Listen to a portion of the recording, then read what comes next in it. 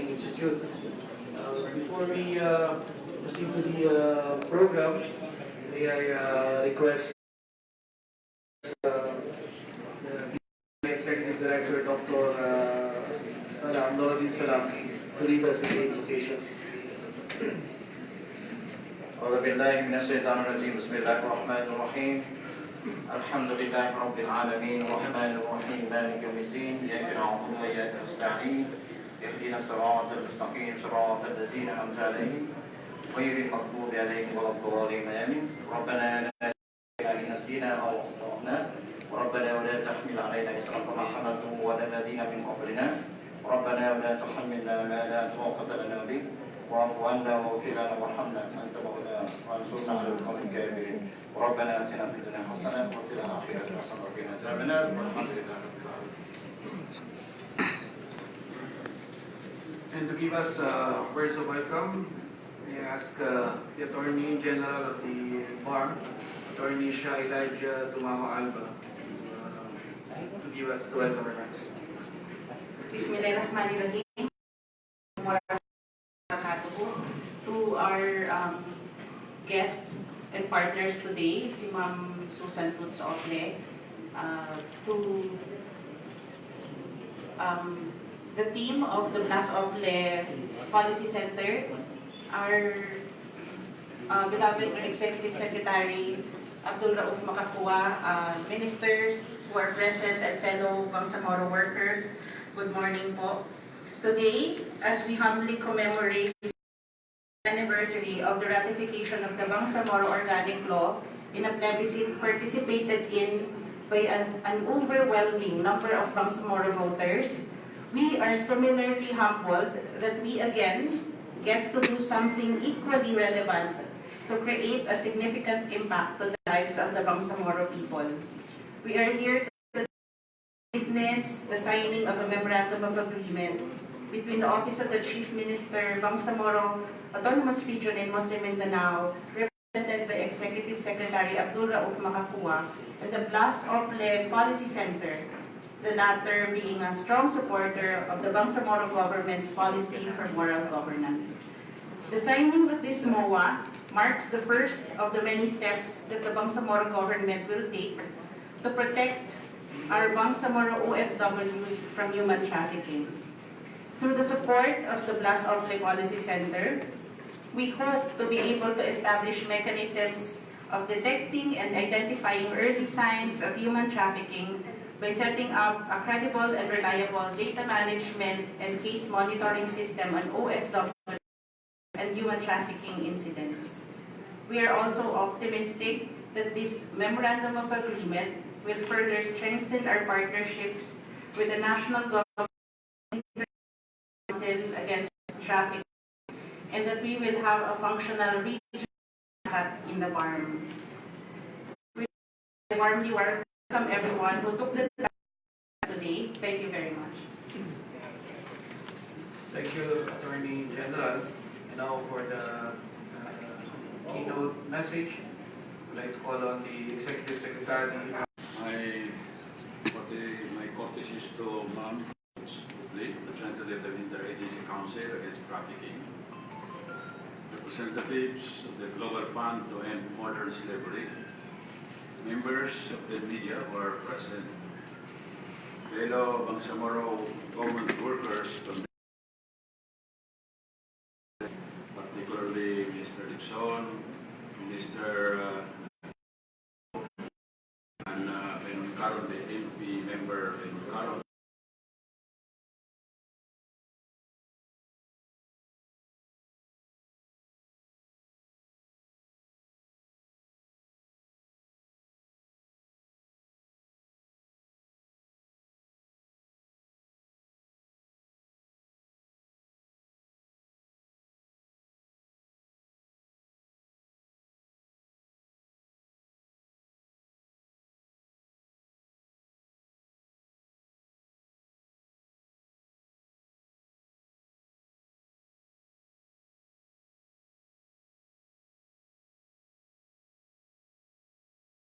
The working Bangsamoro government to run to and watch their back. It is unfortunate that our overseas Filipino workers are vulnerable to human trafficking. But it is more unfortunate that despite the rising statistics of human trafficking involving OFWs, more and more Filipinos are enticed by the promise of a greener pasture. As a newly established government, is to help combat this pernicious evil of modern day slavery by offering employment opportunities to the Bangsamoro people through the Bangsamoro job and encouraging business to thrive in the region.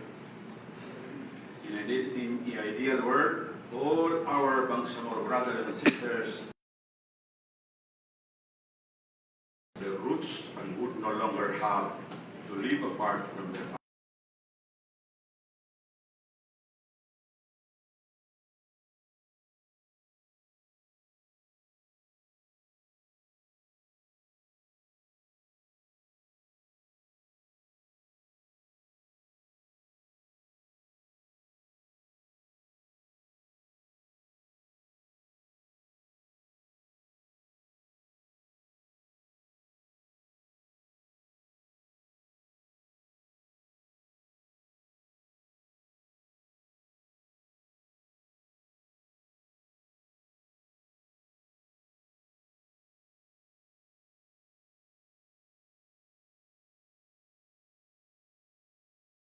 OFWs actively campaign for the passage of the Bangsamoro Organic Law and publicly supported and encouraged the families to vote yes to the ratification of said law exactly 1 year ago today.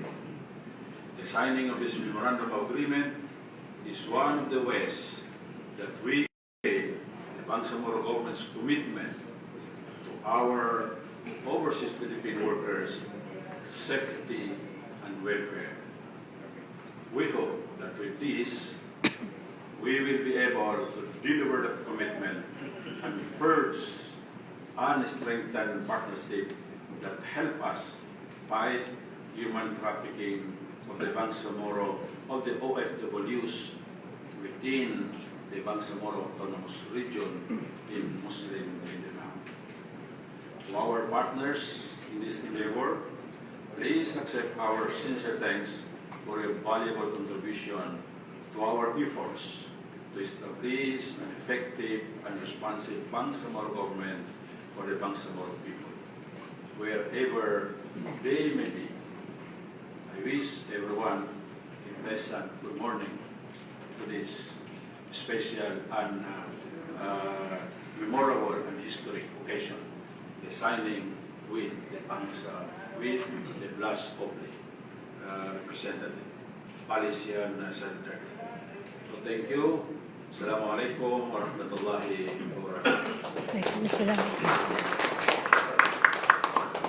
Shukran, sir. Now, to give us an overview of what the Memorandum of Agreement is all about, we will have Mr. Jerome Alcantara, Executive Director of the Bajau Hall Policy Center, to give us salient provisions of the Memorandum of Agreement.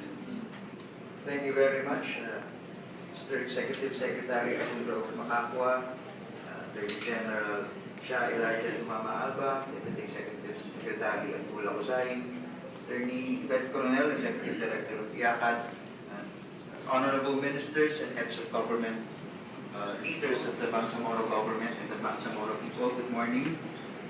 We are very happy to be here. We are very happy to continue to be part of the journey of the Bangsamoro people towards shared security and shared prosperity.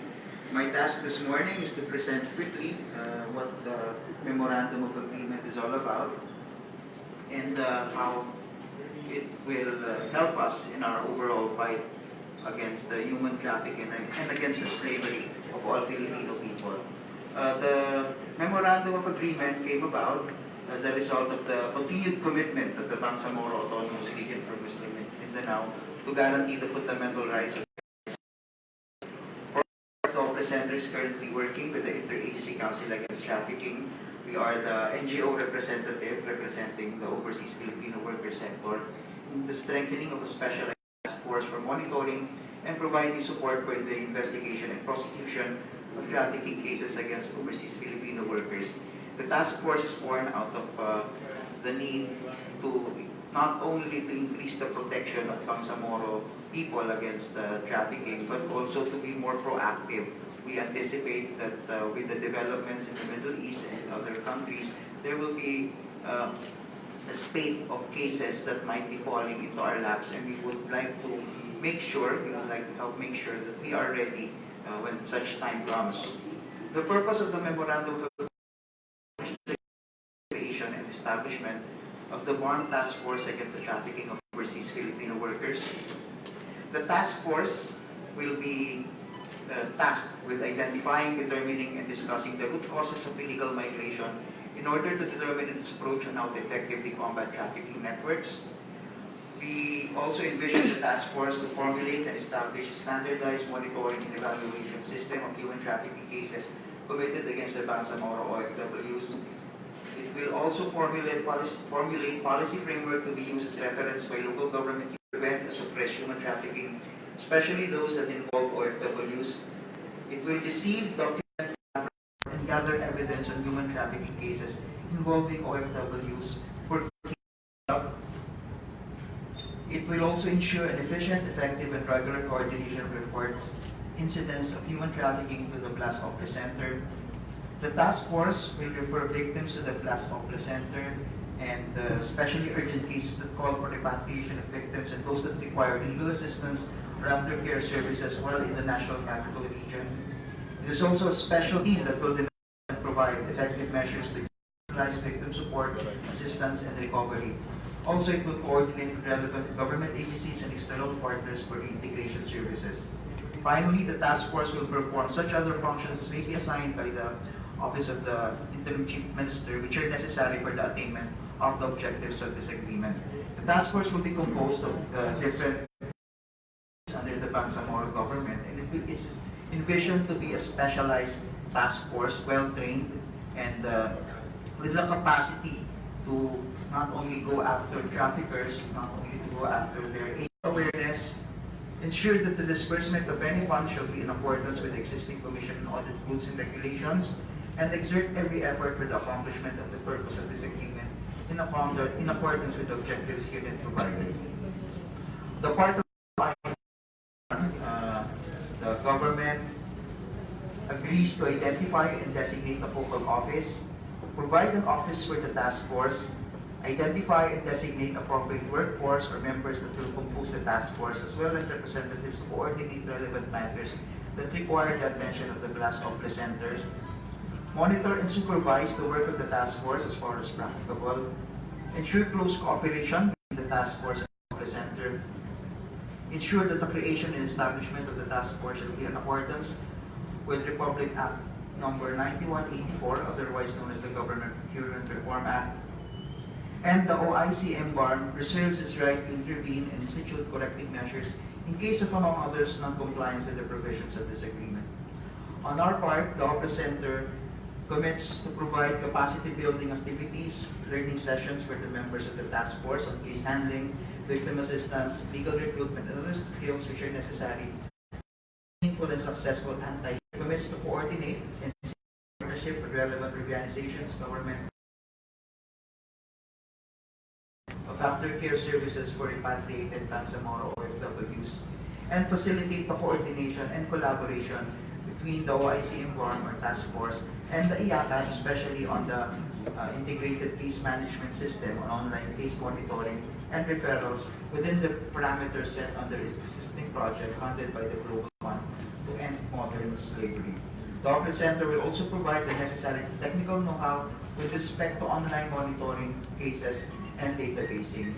So in closing, we want to thank the heads of the government, especially those who took part in the crafting and in the formulation of the terms of agreement and the partnership, and also on the planning sessions that were conducted in order to come up with a clearer pathway, clearer roadmap on how we will be able to accomplish this. We envision that the task force and this agreement would be start of a closer, more integrated, and more coordinated effort, not only within the Bangsamoro government, but also nationwide, in providing our Filipinos with the necessary capacities so that they will be able to safely migrate and to protect themselves against abuses and all forms of modern slavery. So thank you very much. Maraming salamat, Jerome. Now we go to the signing of the Memorandum of Agreement. The Memorandum of Agreement will be signed by, for the Office of the Chief Minister, to be signed by the Blas F. Opler Policy Center, will be signed by its President, Maria Susana Opler.